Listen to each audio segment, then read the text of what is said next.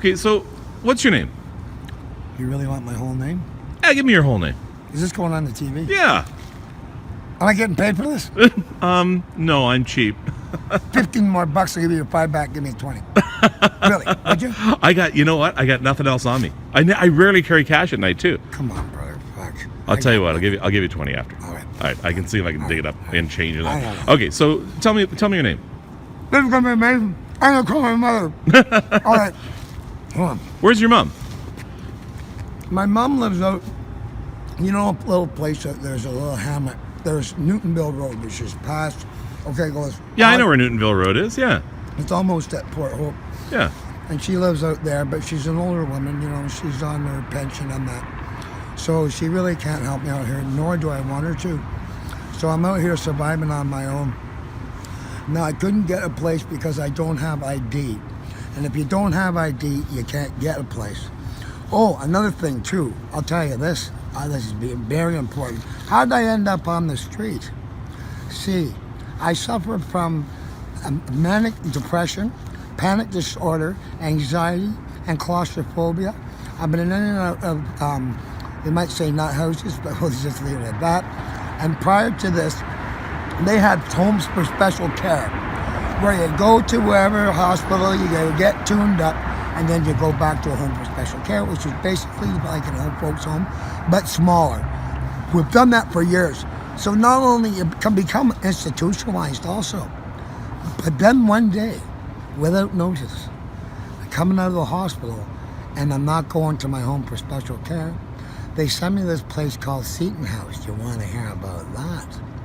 They have this thing called harm reduction. And what that means is basically, they don't want you using drugs on the street. They want you to use it in there. Same with drinking. They want you to drink in there. Now, if you don't go out and buy booze, they'll give you a glass like this, full of wine, every hour, so that you don't go out. But the boys do go and get themselves rubbing alcohol with that. So this is what I got when I went into this place. Can you imagine? Do you do drugs? No. No. Do you drink? I drink the odd beer. I'm not an alky. I'm just not right in the head. So again, how? I have a living problem. Really. You have a living problem? No. What's that? I'm institutionalized. I've been taken care of for years.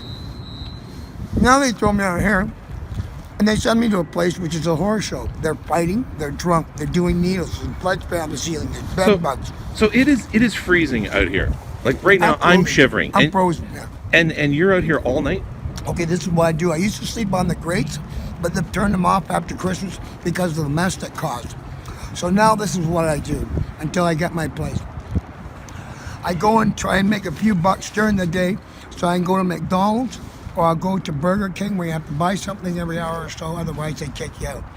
And then during the day, I go to the library up around Bloor, or I get on the subway. Either way, I sleep in the library during the day, and then I'm up all night. I used to sleep on a grate, but they've shut them off. So I can't sleep. There's only a few grates on now. So they wanted to get the people off the grates because of the mess it was causing. So now, until I get my ID, I can't get into an apartment, but Street for Homes are trying to help me, they are. But I don't know where they're at with it yet. So the sooner they get it, the better.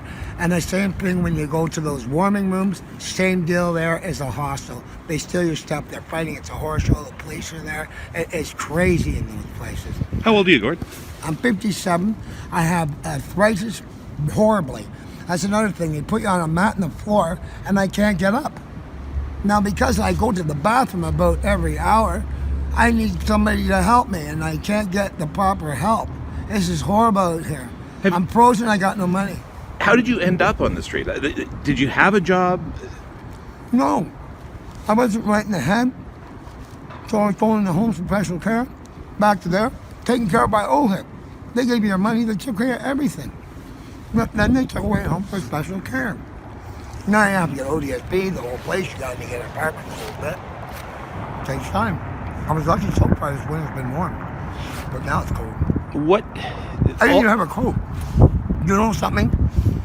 The doorman in a bar, I'm not gonna say which one, bought me this coat because he felt bad for me.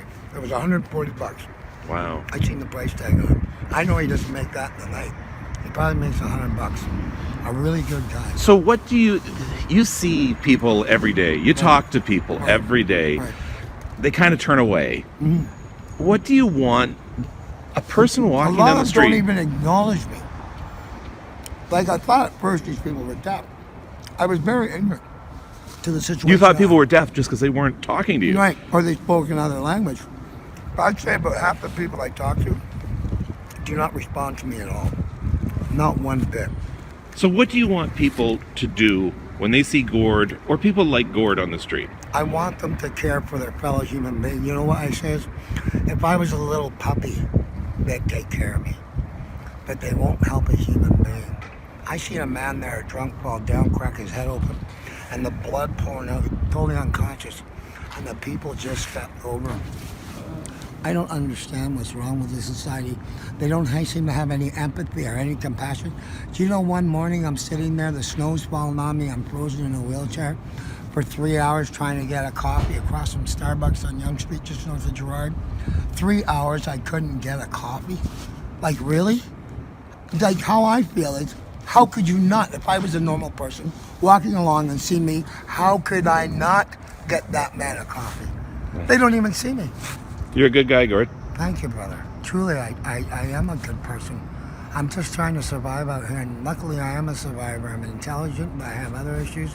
But those people that don't function well, like that poor girl, she's crazy as a bed bug, and look, she's in her t-shirt out here.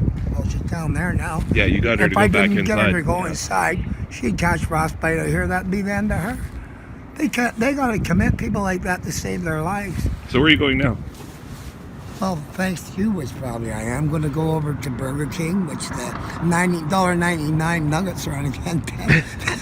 I used to get a plug for this. the 10 burger. nuggets, because normally I live off, here's another plug, the double cheeseburgers at $2 at McDonald's, or the McChickens, $2. But now I can try out the old McNuggets for $1.99. You have to be frugal, you know. So that's how. And that's what you survive on. That's your meal every day. Stay warm. See, that's another thing. And remember, you have to keep buying something, or they'll kick you out for loitering, and you can't fall asleep in there either. So about every hour or so, I gotta spend at least $1.50 for a small coffee. So at minimum, I'm gonna spend $6-8 in a place in the night. But I didn't have the money tonight. It's been horrible. There's no people to ask. There's no people out here.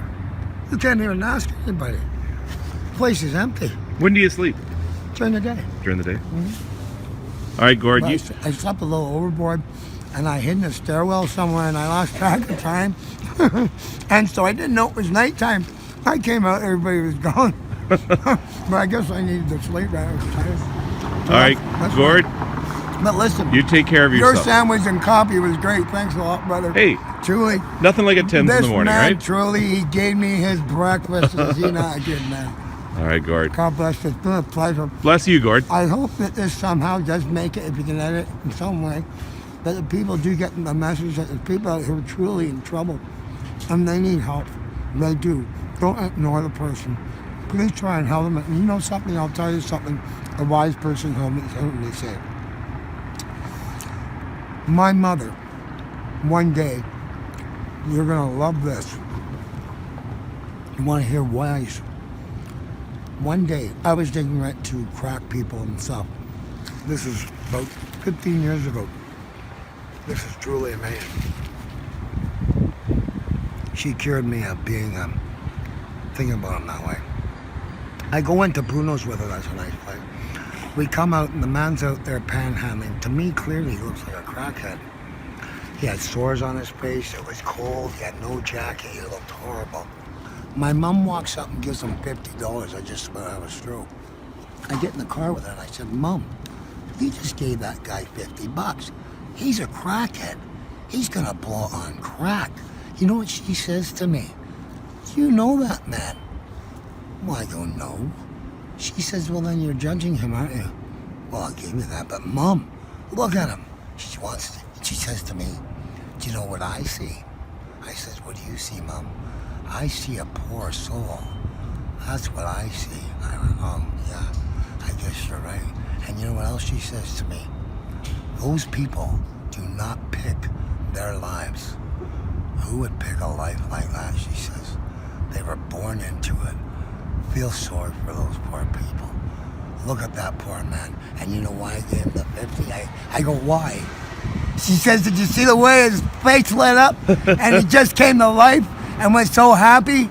That's why I gave it to him, for that moment of happiness. And it truly was the joy of giving. She says, I wished I'd given him more. That's the only thing. The poor soul. I want him to get whatever he wants or needs that will make him happy for any period of time. Right, Gord. That was it. Is My that friend, not wisdom or not? My friend, It made me look at them totally different after. that is an amazing story. That's an amazing story. Gord, I totally shut my mouth after that. She put me in my place. good luck to you, A sir. poor soul. When she said it that way, I see a poor soul. And I looked at him, and I went, she's right. He is a poor soul. Good luck, Gord. They're all poor souls, brother. I've seen things out here. Hey. There was a man out here, had gangrene. His fingers, he wouldn't go to a hospital. They couldn't make him. They were rotted to the point. I'm not kidding you. You ever seen a cadaver? They go black. His fingers were black, black, black. It was like leather. It had shrunk onto the bone, and the bones were sticking out, and you could smell that gangrene. Wow. His hands was so. And you like say that. it smells like almonds. Yeah, and that black line going. I knew it was a matter of time, and sure enough, a couple of days later, he's gone. It is really a sin. But you know what I think about it? I think he's in a better place. Really, he was living in hell. These people truly are. I seen a man out here in snow in his bare feet.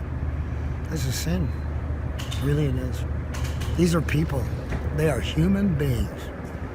And I'll tell you what, I know a lot of people don't look at them like that. They probably look at them like they're a bloody nuisance. That's a horrible way to think of your fellow man, isn't it? Gord. See you later, guys. I'm off, and thanks to this man, I'm going to be warm this morning and probably for a few more days. He's taking care of my nights for a few nights. You're a good man, brother. God bless you. All right, God bless you too, Gord. Thank you, brother. Truly a pleasure meeting you, brother. I'm really glad somebody is interested and wanting to hear our story. Truly I am, brother. See you later. Please, if you can tell our story. Thank you so much. Bye, guys. Good night.